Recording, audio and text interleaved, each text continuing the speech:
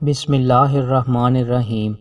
رسول اللہ صلی اللہ علیہ وآلہ وسلم نے ارشاد فرمایا، جو شخص بیری کا درخت کاٹ ڈالے تو اللہ تعالیٰ اسے سار کے بال جہنم میں ڈالے گا۔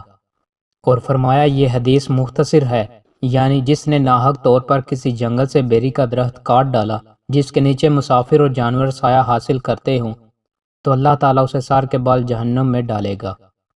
رسول اللہ صلی اللہ علیہ وآلہ وسلم نے ارشاد فرمایا، اللہ کے ذکر کے سوا زیادہ باتیں نہ کیا کرو، کیونکہ اللہ کے ذکر کے سوا زیادہ باتیں کرنا دل کی کسادت سختی کا باعث ہیں، اور سخت دل شخص اللہ سے کوسوں دور ہے۔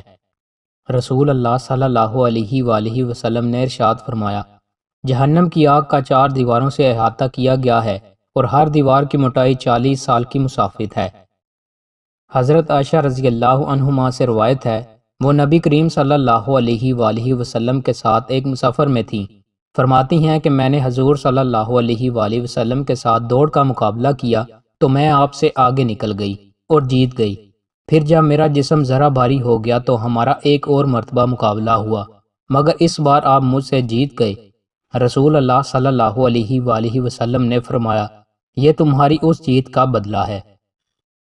دوستوں، مزید اچھی ویڈیوز کے لیے ہمارے چینل کو سبسکرائب لازمی کریں۔ بہت شکریہ۔